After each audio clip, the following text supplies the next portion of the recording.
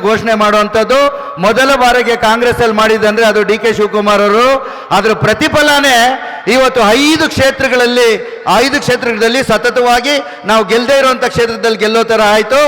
ಆ ನಿಟ್ಟಿನಲ್ಲಿ ನನಗೂ ಸಹ ಸರಿಸುಮಾರು 9 ತಿಂಗಳು ಮೊದಲೇನೆ ಇಲ್ಲಿ ಅಭ್ಯರ್ಥಿಯಾಗಿ ಘೋಷಣೆ ಮಾಡಿದಾಗ ನಾನು ಹಿಂದೆ ಇವತ್ತು ಪಕ್ಷದ ಹೈಕಮಾಂಡ್ ಕೊಟ್ಟಂತ ನಿರ್ದೇಶನದಂತೆ ಬೆಂಗಳೂರನ್ನು ಸ್ವಚ್ಛಗೊಳಿಸುವ ಮತ್ತು ಇತರ ನಗರಗಳಿಗೆ ಸಮಾನವಾಗಿ ಬೆಂಗಳೂರನ್ನು ಮಾಡಬೇಕು ಅಂತೇಳಿ ಸಂಕಲ್ಪ ತೊಟ್ಟು ಕೆಲಸ ಮಾಡ್ತಿರ್ತಕ್ಕಂಥ ಕೃಷ್ಣ ಬೈರೇಗೌಡರು ಅವರೇ ಹೆಚ್ಚಾಗಿ ಮಾತಾಡೋದಿಲ್ಲ, ಕೆಲಸ ಮಾಡ್ತಾರೆ. ಮತ್ತೋರ್ವರು ನಗುನಗ್ತಾನೇ ಸ್ಪೀಕರ್ ಆಗಿ 3 ವರ್ಷಗಳು ಎಲ್ಲರನ್ನ ಒಟ್ಟಿಗೆ ತಗೊಂಡೋಗಿ ಸದನದಲ್ಲಿ ಇಡೀ 224 ಶಾಸಕರನ್ನ ಗಣನೆಗೆ ತಗೊಂಡು ಅವರ ಹಕ್ಕುಗಳಿಗೆ ಚ್ಯುತಿ ಬರೆದಿರೋ ಕೆಲಸ ಮಾಡಿ ಈಗ ಮತ್ತೆ ಪಕ್ಷದಲ್ಲಿ ಆರೋಗ್ಯ ಸಚಿವರಾಗಿ ಬಂದಿದ್ದ ತಕ್ಷಣ 2 ದಿವಸದ ಪೇಪರ್ಗಳಲ್ಲಿ ನೀವೆಲ್ಲ ನೋಡಿದ್ದೀರಾನು ಸಹ.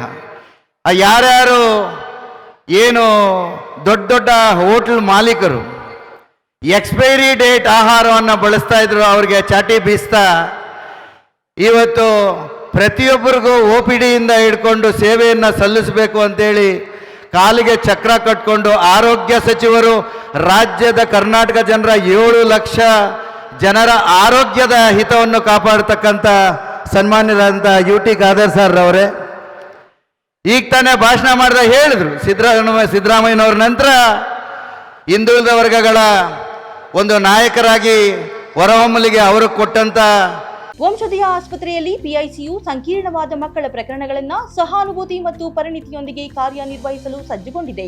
ನಿಮ್ಮ ಮಗುವು ಉನ್ನತ ಮಟ್ಟದ ಆರೈಕೆಯನ್ನ ಪಡೆಯುತ್ತದೆ ಎಂದು ನಾವು ಖಚಿತಪಡಿಸುತ್ತೇವೆ. ಹೆಚ್ಚಿನ ಮಾಹಿತಿಗಾಗಿ ಸಂಪರ್ಕಿಸಿ 7270 ಅಥವಾ 9141066685. ಶಿವಕುಮಾರ್ ಅವರು ಅಂತೇಳಿ ಹೇಳ್ಬೋದು ನಾವು. ಯಾಕಂದ್ರೆ ಹಿಂದೆ ಇದ್ದಂಥ ಒಂದು ಪದ್ಧತಿ ಏನಿತ್ತು ಅಂತ ಹೇಳಿದ್ರೆ ಚುನಾವಣೆ ಘೋಷಣೆ ಆದಮೇಲೆ ಪಕ್ಷದ ಅಭ್ಯರ್ಥಿಯನ್ನು ಘೋಷಣೆ ಮಾಡೋರು. ಆವಾಗ ಅವ್ರು ಎನ್ರೋಲ್ಮೆಂಟ್ ಸ್ಟಾರ್ಟ್ ಮಾಡಿ ಮತದಾರನ ಹುಡ್ಕೋ ಅಷ್ಟೊತ್ತಿಗೆ ಈ ಚುನಾವಣೆ ಮುಗಿದೋಗಿರೋದು. ಆದರೆ ಬೇರೆ ಪಕ್ಷದಲ್ಲಿ ಆಗಿರಲಿಲ್ಲ. ಈ ಮಾತನ್ನು ಹೇಳಿದಾಗ ಡಿ ಕೆ ಶಿವಕುಮಾರ್ ಅವರು ಅಧ್ಯಕ್ಷರಾಗಿದ್ದುಕೊಂಡು ಆವತ್ತು ಅವರು ತಗೊಂಡಂಥ ಒಂದು ನಿರ್ಣಯ ಅದೇನಂದರೆ ಸರಿಸುಮಾರು 8 ತಿಂಗಳು ಮೊದಲೇನೇನೆ ಅಭ್ಯರ್ಥಿನ ಘೋಷಣೆ ಮಾಡುವಂಥದ್ದು ಮೊದಲ ಬಾರಿಗೆ ಕಾಂಗ್ರೆಸ್ ಅಲ್ಲಿ ಮಾಡಿದಂದ್ರೆ ಅದು ಡಿ ಕೆ ಶಿವಕುಮಾರ್ ಅವರು. ಅದರ ಪ್ರತಿಫಲನೇ ಇವತ್ತು 5 ಕ್ಷೇತ್ರಗಳಲ್ಲಿ ಸತತವಾಗಿ ನಾವು ಗೆಲ್ಲದೇ ಇರುವಂಥ ಕ್ಷೇತ್ರದಲ್ಲಿ ಗೆಲ್ಲೋ ಥರ ಆಯಿತು. ಆ ನಿಟ್ಟಿನಲ್ಲಿ ನನಗೂ ಸಹ ಸರಿಸುಮಾರು 9 ತಿಂಗಳು ಮೊದಲೇನೆ ಇಲ್ಲಿ ಅಭ್ಯರ್ಥಿಯಾಗಿ ಘೋಷಣೆ ಮಾಡಿದಾಗ ನಾನು ಹಿಂದೆ ಒಂದು ಕ್ಷೇತ್ರನ ಗೆಲ್ಲೋದಕ್ಕೆ ಕಾರಣೀಭೂತರಾಗಿ ನನ್ನ ಜೊತೆಯಲ್ಲಿ ಅಣ್ಣನಾಗಿ ಬೆನ್ನೆಲುಬಾಗಿ ನಾನು ಎ ಕೃಷ್ಣಪ್ಪನವ್ರ ಶಿಷ್ಯ ಅಂತೇಳಿ ಕುಡಿಯೋ ನೀರಿಗೋಸ್ಕರವಾಗಿ ಸಂಕಲ್ಪವನ್ನು ತೊಟ್ಟು ಇವತ್ತು ಸಚಿವರಾದ ಮೇಲೆ ರಾಜ್ಯ ಪೂರ್ತಿ ಪ್ರವಾಸ ಮಾಡ್ತಿರ್ತಕ್ಕಂಥ ಡಾಕ್ಟರ್ ಯತೀಂದ್ರರವರೇ, ಜೊತೆಯಲ್ಲೇ ನನ್ನ ಸಹೋದ್ಯೋಗಿಯು ನಿಮ್ಮೆಲ್ಲರ ಸ್ನೇಹಿತರು ಆದಂಥ ಅನಿಲ್ರವರೇ, ನನ್ನೊಂದಿಗೆ ಇರಕತ್ನ ವೆಂಕಟೇಶ್ವರ ಶೆಟ್ಟಿ ಸರ್ ಅವರೇ, ಸಮೃದ್ಧಿ ಮಂಜಣ್ಣವರೇ, ಮತ್ತು ಈ ಭಾಗದಲ್ಲೇ ಶಾಸಕರಾಗಿ ಹಿಂದುಳಿದ ವರ್ಗಗಳ ನಾಯಕರಾಗಿ ಹಲವಾರು ವಿಚಾರಗಳನ್ನು ಮಂಡಿಸಿದಂಥ ಸುದರ್ಶನ್ ಸರ್ ಅವರೇ, ಮತ್ತು ಮಾಜಿ ಶಾಸಕರ ವೇದಿಕೆಯಲ್ಲಿ ಇರ್ತಕ್ಕಂಥ ಪದವಿಗಳನ್ನು ಹೊಂದುತ್ತಿರ್ತಕ್ಕಂಥ ಎಲ್ಲ ಗೌರವಾನ್ವಿತರೇ, ಮತ್ತು ಇಲ್ಲಿ ಬಂದು ಈ ಕಾರ್ಯಕ್ರಮವನ್ನು ಯಶಸ್ವಿಗೊಳಿಸೋಕ್ಕೆ ಕಾರಣೀಭೂತರಾದಂಥ ಪಕ್ಷದ ಎಲ್ಲ ಮುಂಚೂಣಿ ಘಟಕದ ಅಧ್ಯಕ್ಷರುಗಳೇ, ಕಾರ್ಯಕರ್ತಗಳ ಬಂಧುಗಳೇ, ಮಾಲೂರಿನ ಏನು ಜನಸಮೂಹವೇ, ಇವತ್ತು ನಾನು MLC ಆಗಿ ನಾನು ಅಭಿವೃದ್ಧಿ ವಿಚಾರಗಳು 3,000 ಕೋಟಿ ವಿಚಾರವಾಗಿ ಹೇಳಲಿಕ್ಕೆ ಹೋಗಲ್ಲ. ಯಾಕೆಂದರೆ ನಿಮ್ಮ ಶಾಸಕರ ಸಂಕಲ್ಪ, ಅವರ ನಿಷ್ಠೆ ನಿಮಗೆಲ್ಲ ಗೊತ್ತೇ ಇದೆ.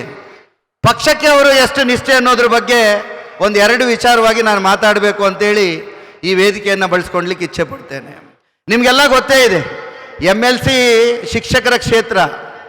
ಈ ಹಿಂದೆ ಇದ್ದಂಥವರು ಸತತವಾಗಿ 3 ಬಾರಿ ಗೆದ್ದು 1 ಬಾರಿ ಶಾಸಕರಾಗಿದ್ದಂಥವರು. ಈ ಕ್ಷೇತ್ರದಲ್ಲಿ ಕಾಂಗ್ರೆಸ್ ಪಕ್ಷದ ಖಾತೆ ಓಪನ್ ಮಾಡಲಿಕ್ಕೆ ಆಗಿರಲಿಲ್ಲ. ಅಂಥದ್ರಲ್ಲಿ ನನ್ನ ಹಿನ್ನೆಲೆನೂ ನಿಮಗೆಲ್ಲ ಗೊತ್ತೇ ಇದೆ.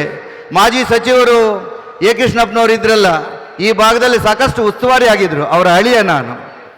ಹಾಗಾಗಿ ನಾನು ಬಂದ ಮೇಲೆ ಈ ಚುನಾವಣೆಗೆ ಸನ್ಮಾನ್ಯ ಮುಖ್ಯಮಂತ್ರಿಗಳಂತ ಡಿ ಕೆ ಶಿವಕುಮಾರ್ ಅವರು ನಿಲ್ಲಬೇಕು ಅಂತೇಳಿ ನನ್ನ ಕರೆದು ಹೇಳಿದಂಥ ಸಂದರ್ಭದಲ್ಲಿ ನಾನೊಂದ್ಸಲಿ ಹೇಳಿದ್ದೆ ಅವರಿಗೆ. ಅಂದರೆ ನಾನು ಹಿಂದೆ ಪದವೀಧರ ಕ್ಷೇತ್ರದಲ್ಲಿ ಚುನಾವಣೆಗೆ ನಿಂತಂಥ ಸಂದರ್ಭದಲ್ಲಿ ನಮ್ಮ ಪಕ್ಷದ ಒಂದು ವಿಚಾರವಾಗಿ ಪಕ್ಷದ ಸಮಾಜದ ಅಧ್ಯಕ್ಷನಾಗಿ ಹೋದಾಗ ಪಕ್ಷದ ಅಧ್ಯಕ್ಷರಾಗಿದ್ದಂತ ಅವ್ರಿಗೆ ಹೇಳಿದ್ದೆ ನಾನು, MLC ಎಲೆಕ್ಷನ್ ನಿಂತ್ಕೊಳ್ಳಿ ಅಂತ ಹೇಳಿದ್ರೆ ಕಾಂಗ್ರೆಸ್ ಪಕ್ಷದಲ್ಲಿ ಯಾರು MLC ಎಲೆಕ್ಷನ್ ನಿಂತ್ಕೊಳ್ತಾರೆ ಅಂತ ಹೇಳಿದ್ದೆ ನಾನು ಅವ್ರಿಗೆ.